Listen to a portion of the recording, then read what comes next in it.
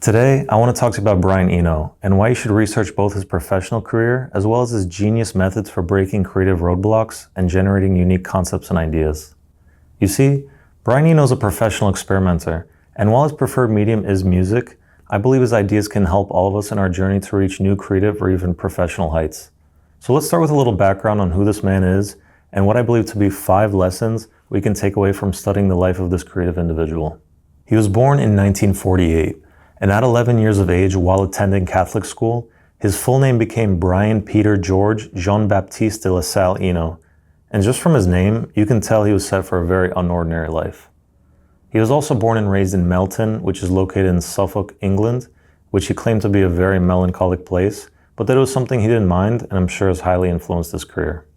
Growing up, he took an interest in arts and music, which led him to enroll in art school. Once there, and with the encouragement of his professor, he began to experiment with making music, at one point even stripping down a piano and hitting with tennis balls just to see what sounds he could make, as well as joining several avant-garde music groups over time just to further his knowledge. It doesn't sound particularly soothing to the ear, but luckily his story didn't stop there. He eventually found himself in London as a struggling artist, taking on whatever projects he could get in order to continue creating. His luck eventually turned one day when he randomly bumped into saxophonist Andy Mackay on a train, whom he had known before from art school, and the two, together with singer Bryan Ferry, went on to join and co-found the glam rock group Roxy Music, a great group that I highly suggest you check out. Sticking with mainly synthesizers and tapes, it was evident that Brian Eno wasn't interested in a typical musician's role, and after some disagreements with Ferry, he quit the band after 2 albums, including the commercially successful For Your Pleasure. Although I will say, the Roxy Music album I personally go back to the most is their final one, Avalon. Pretty much right after his exit, Brian went on to start a solo career, with his debut record being 1973's No Pussyfooting, co-created together with the legendary genius Robert Fripp of King Crimson fame, whom he had known before from the Roxy Music days. A droning album of tape loops and very atmospheric guitar, it was a commercial disappointment, but it hit with forward-thinking artists such as David Bowie, Iggy Pop, and was later critically reevaluated to be an innovative, visionary, and magnificent experiment of what would later be known as ambient music. From there, Brian Eno went totally solo, and all throughout the 70s released the body of work he's most well known for, starting with 1974's Here Come the Warm Jets. Now, aside from allegedly referencing, well, let's just call it showers of gold, it became well known for being an ambitious, audacious, and unpredictable piece of art rock that went on to be critically lauded. Now, how Brian Eno approached the genesis of this album is one of the first pointers I want to make with you today. You see, he brought on a numerous amount of guest musicians for this record, and his goal was to use very unusual techniques and methods to achieve unexpected results from them. Now, the guests he did bring on were musicians that he knew to be basically creatively incompatible with one another, such that he knew that there would be creative differences leading to mistakes. But he figured these mistakes would yield much more interesting results than had it been a room full of blues musicians, for example, and indeed it did. So the first lesson we can learn from Brian Eno is to embrace the mistake, meaning when something goes wrong, instead of discarding it, examine it for creative possibility. Eno's music or pieces with mistakes or flaws often become part of the texture. Failure is oftentimes a hell of a lot better than inaction, and this tinkering approach can lead you to reach new creative heights. And this can really be applied to almost anything. For example, if you take the same road home every day, I highly encourage you to just try a new route. If it doesn't get you home any faster, you may at least find a new favorite store or coffee shop, or at the very least, you'll have a more interesting commute. The second lesson from this approach is to switch perspectives to break blocks. Oftentimes we're stuck in our own head or the old ways of doing something, so what if you ask yourself, what wouldn't I do? You can often be surprised by the perspectives of other people whom you would have never guessed would provide insights into the problems you're facing. To help with this, one thing you could do is ask somebody outside of your industry for their opinion on something.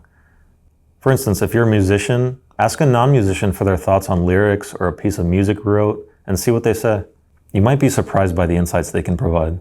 Now, going back to Brian Eno, after that first album, his career only expanded from there. He went on to then release 3 more art rock masterpieces in the 70s, my favorite personally being Before and After Science. But it was in 1975 when he came out with one of the fundamental inspirations for this channel, a deck of cards promoting creativity that were simply called Oblique Strategies. These cards offered constraints and primers for triggering creativity and combating writer's block, and have often been used by countless musicians across the world and even to this day. Brian Eno used them himself to help come out with what is known as his first ambient masterpiece, Another Green World. In fact, Brian Eno basically coined the term ambient music, so even those lo-fi hip-hop beats to chill and study to playlist creators owe an endless debt to Eno. Oblique strategies are cards with text prompts on them that try to coax or trigger some output from the reader. Cards like use fewer notes, be dirty, or mute and continue aren't just meant for musicians, but they can be used for anyone looking to create anything really. This is because all problems can basically be boiled down to how do I get from point A to point B? And sometimes we don't have the experience or the know-how to think outside the box. Sometimes we even have too many options or ideas at our disposal, and that causes us to freeze with inaction, like a deer in the headlights. This is the reason why it's easier to order from a single-page menu with just 5 entree choices, rather than a multi-page booklet where the restaurant seems to serve everything from sushi to souvlaki. These cards often introduce a constraint to limit you to a small subset of choices that force you to move forward. And that's the third lesson we can take from Brian Eno today, which is that constraints can fuel creativity. You see, Eno often set limitations such as fewer instruments, limited time, or random prompts, so that creativity was forced into corners that previously wouldn't be explored. Oblique strategies is all about imposing constraints. For example, one prompt is use only one color. A graphic artist could use this in her work when making some marketing material to come up with a blue-only themed piece of work that could lead her to not only create faster, but focus on the more important things in the artwork, such as the persuasive elements. So the next time you're stuck in something, set a constraint for yourself and watch your creativity blossom. Brian Eno not only had a successful career as a musician, but as a music producer as well. He's the force behind some truly groundbreaking musical works, such as the Berlin Trilogy from David Bowie, the most famous albums from U2, as well as some of the best albums of Talking Heads. In these endeavors, he sought to not only use the musicians themselves, but the entire studio as a whole. Brian Eno doesn't just craft compositions, he treats the recording process, effects, ambient sounds, time, collaboration, and accidents as part of what makes the final piece. The production itself is just part of the artistry. That leads us to the fourth lesson from Brian Eno, which is to treat the workspace as an instrument. How you can use it in your own work is to see your tools, your process, your whole environment as active collaborators. You can iterate experiments in process and not just output. Try recording, testing, playing with settings rather than aiming for polish first. For instance, in Photoshop, you could just play around with all the settings and tools, and who knows, you might stumble on a tool that becomes a total game changer for you. The last thing I want to touch on for Brian Eno is his career in ambient music and sampling. His compositions such as Ambient 1, Music for Airports, and My Life in the Bush of Ghosts with David Byrne of Talking Heads fame remain highly influential even to this day. The second of which is an early example of sampling of other music with samples as unusual as African polyrhythms and Arabic chanting. His approach with these relied heavily on repetition and iteration. They evolved slowly, using small shifts and gradual layering. He didn't expect everything to be perfect on first pass, and often built very slowly. Even oblique strategies suggest to work at a different speed on one of the cards. And that leads us to the fifth and final lesson we can learn in today's video, which is incremental changes and patience. Don't rush things just to finish them. Let ideas marinate a bit and add small changes over time. Revisit the idea later and tweak rather than trying to achieve perfection on the first go around. I'm sure you'll surprise yourself with the perspective you gain just from revisiting a previous idea later on. Now, if you're looking for inspiration in your daily life or your creative pursuits, I highly recommend you check out Brian Eno's Oblique Strategies. You don't need to pay anything and they can be found online, and you don't even need to be a musician to use or appreciate them. I think they're universally applicable. They've certainly helped me when I've tried to come up with something, and I'm sure they'll help you too. And to help you a little more, let's recap the 5 lessons from today's video. The first is, constraints can fuel creativity. So set some limitations for yourself. Pick a current creative or work project, impose one new constraint, limit tools, time frame, or remove a favorite option. Observe what that yields instead of had you gone freewheeling. The second is embrace the mistake. Use error as a hidden intention.